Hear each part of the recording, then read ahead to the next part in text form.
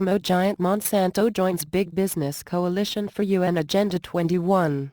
Corporate giant Monsanto, known for its controversial business model, lobbying, and its widely criticized genetically modified organisms, GMOs, has officially joined the World Business Council for Sustainable Development, a group of powerful interests including major banks and big oil backing the United Nations Agenda 21 scheme for so-called sustainable development. Critics, however, expressed alarm over the announcement, saying the global sustainability push is really a transparent plot to centralize power in the UN and enrich special interests at the expense of private property rights, national sovereignty, and individual liberty. Despite the widespread suspicion and criticism plaguing both Monsanto and the global big business alliance pushing the UN's Agenda 21, the company and the coalition celebrated the move in a recent press release.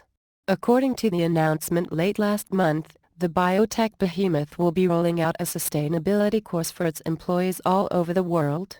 Chairman and CEO Hugh Grant will represent the GMO company as a council member in the Global Sustainable Development Coalition.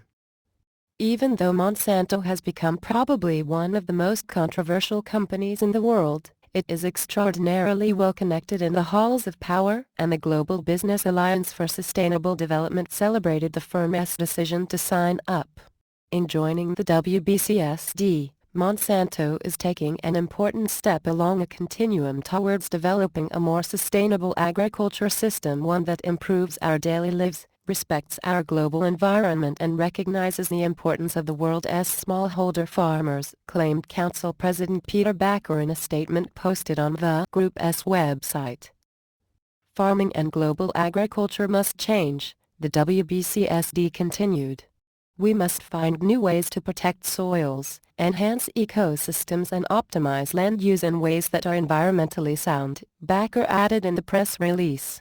And we must move towards a future vision for agriculture where absolutes become as out of place as a one-size-fits-all approach to farming. Indeed, the WBCSD's website is rather candid about its aims and its One World vision, explicitly touting the UN Agenda 21 and its radical plan for transforming human civilization. The One World vision is the ultimate stage of a conceptual evolution that started decades ago, the Council notes on its site. This evolution produced several paradigm shifts that combine how we comprehend our world, and, as a result, how we try to deal with it. Meanwhile, even as opposition to the UN's vision of so-called sustainable development continues to surge worldwide, the controversial biotech giant also publicly celebrated its decision to join forces with big business sustainability proponents. The press release publicly announcing the move claimed that a growing population would put a strain on natural resources and that new agriculture systems would be needed for sustainability purposes. At Monsanto, our company vision for sustainable agriculture strives to contribute to meeting the needs of the growing population, to protect and preserve natural resources, and to help improve lives, said Jerry Steiner, the biotech firm's executive vice president for sustainability and corporate affairs. We are excited to join the WBCSD and connect with a global coalition of more than 200 companies that advocate for progress on sustainable development.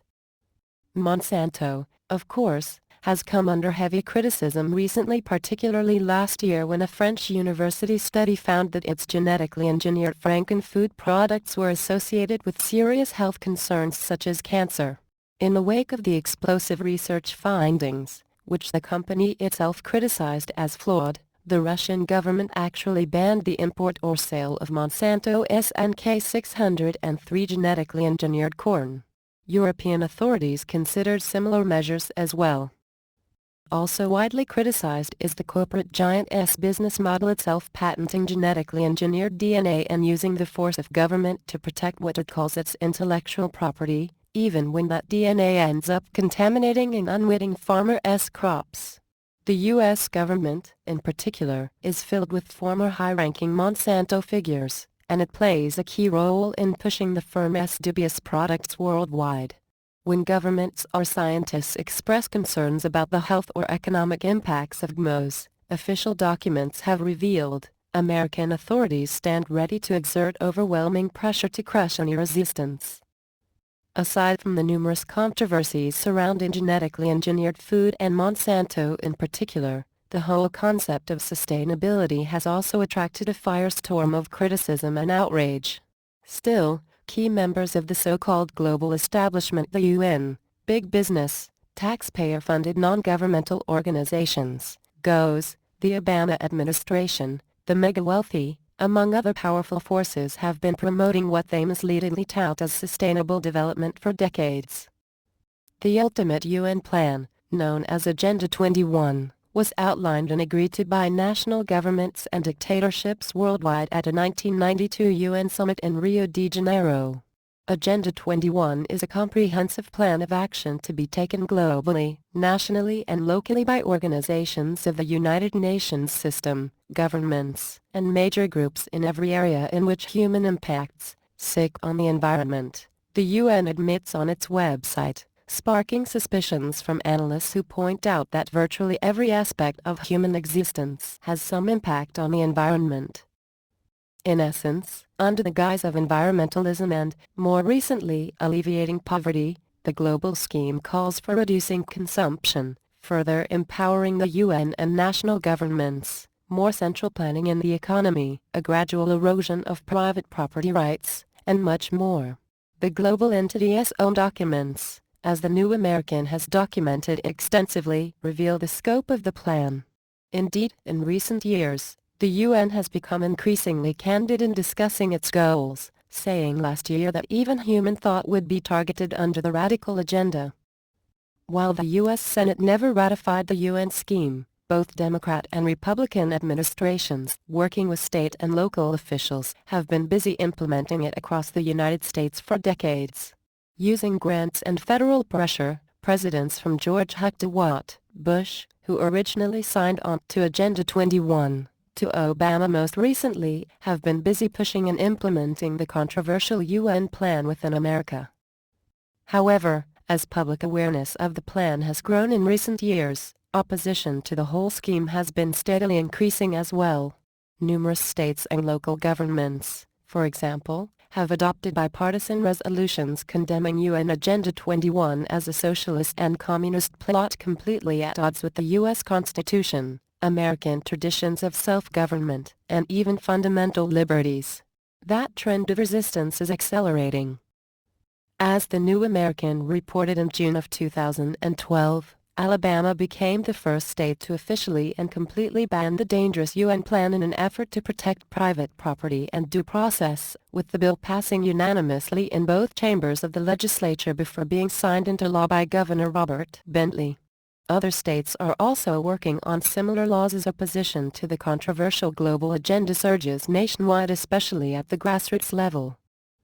The Republican National Committee, RNC, and numerous state Republican parties, meanwhile, have also urged GOP officials at all levels of government to battle the UN scheme.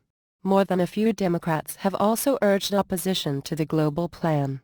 And across America, local government meetings have been increasingly swamped by concerned citizens demanding an end to their elected officials' cooperation with the agenda and its myriad tentacles, especially GLI, a Germany-based, UN-backed organization working to implement the plan formerly known as the International Council of Local Environmental Initiatives.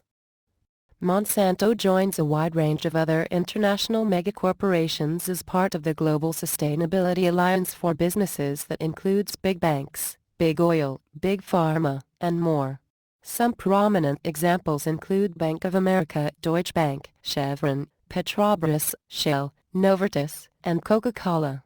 Hundreds of other major corporate players are members as well. As the New American reported last year from the most recent UN Conference on Sustainable Development, known as Rio Plus 20, the global alliance pushing Agenda 21 is wide-ranging.